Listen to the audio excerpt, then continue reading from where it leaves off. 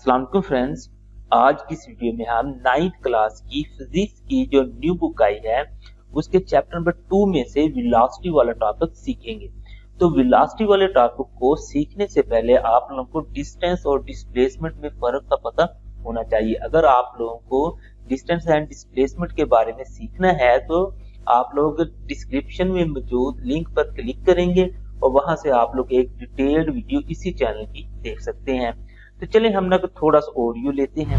For example हमारे पास ये गाड़ी है, इसने इस ए पॉइंट से मूव करना स्टार्ट किया और इसने इस बी पॉइंट तक पहुंचना है, यानी कि एक शहर से उसने मूव करना शुरू किया और दूसरे शहर में पहुंचना है। तो सड़कें हमारी कुछ इस तरह से होती हैं कि इस तरह से वो गाड़ी मूव करते हुए ना कि ये बी पॉइंट पर पहुंच जाएगी। तो ये जो होता है ना कि ये जो एक्चुअल जो उसका फासला है, इस तरह से सड़क जो बनी होती है इसे हम डिस्टेंस कहते हैं।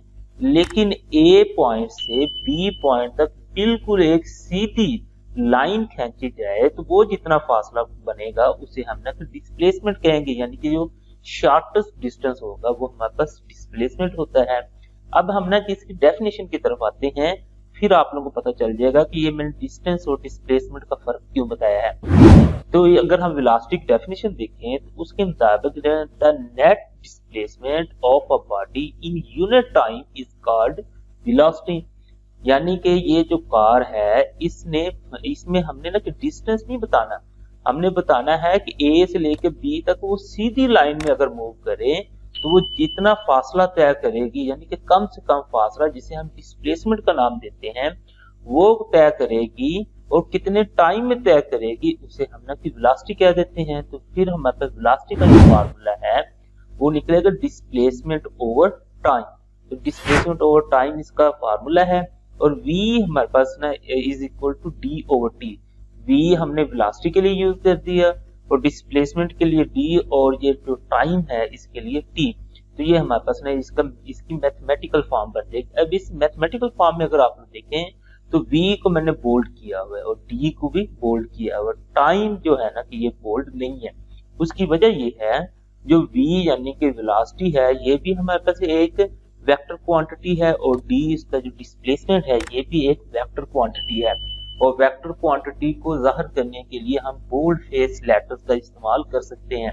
एक तो ये तरीका होता है, दूसरा वो एरो हेड वाला भी और ग्राफिकल मेथड वाला भी, लेकिन यहाँ पे मैंने बोल्ड फेस लेटर्स वाला ना तरीका इस्तेमाल किया है। टाइम जो होता है ये हमारे पास एक स्केलर क्वांटिटी है तो इसलिए इसे मैंने बोल्ड नहीं किया है।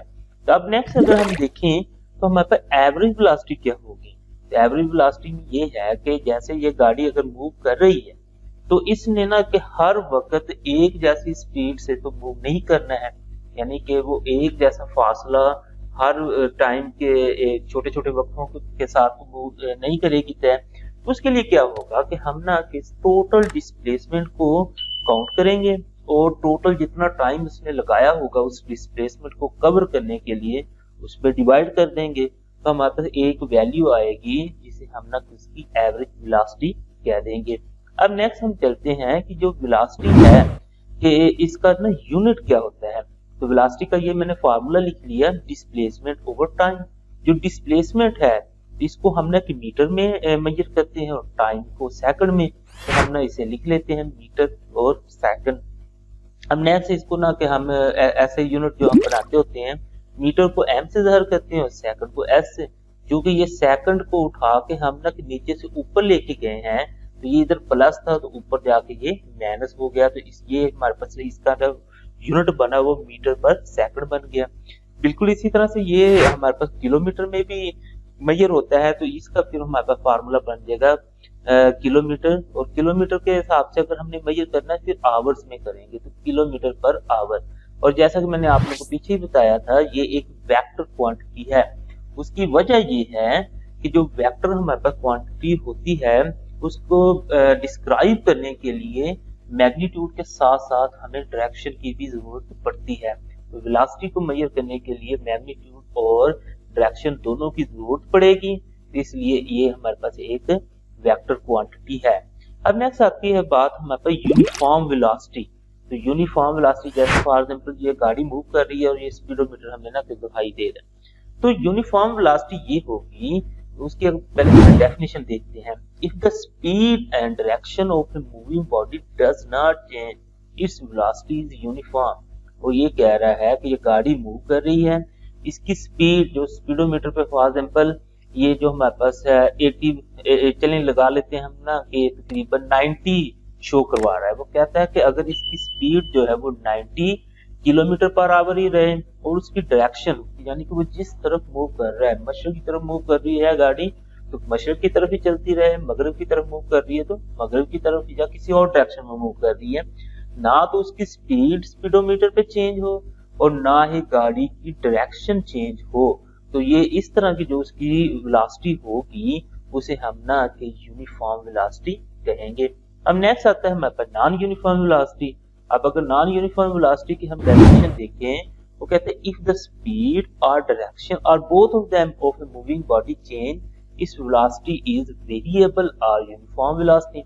अब फॉर एग्जांपल ये गाड़ी मूव कर रही है, इसके स्पीडोमीटर जो है इस पे ना की स्पीड तो कम नहीं हुई लेकिन इसकी डायरेक्शन हमने ना चेंज कर दी। इधर को मूव कर रही थी तो हमने इसकी डायरेक्शन ना कि इस साइड पे कर दी, तो ये फिर हमारे पास इसकी डायरेक्शन चेंज होगी। अगर इसकी डायरेक्शन चेंज होगी ये वेरिएबल या नॉन यूनिफॉर्म वेलोसिटी होगी। दूसरा, इसकी स्पीड अगर यहाँ पे कभी वो 80 पे आ जाती है, कभी 40 पे आ जाती है, कभी 120 पे आ जाती है, तो इस तरह अगर उसकी स्पीड चेंज हो रही है तो वो भी हमारे पास वेरिएबल या फिर नॉन यूनिफॉर्म वेलोसिटी में आएगी।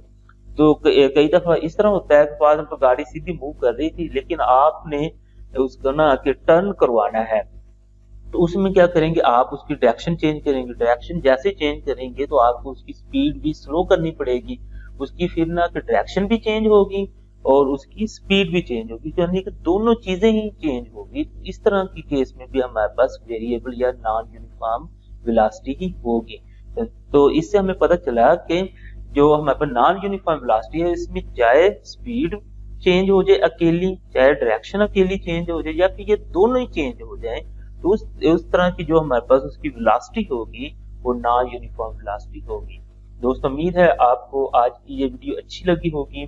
वीडियो अच्छी लगे तो इसे लाइक करें, इसे अपने दोस्तों के साथ शेयर करें और हमारा चैनल लाजमी सब्सक्राइब कर लें। Thanks for watching. अल्लाह निगहबान।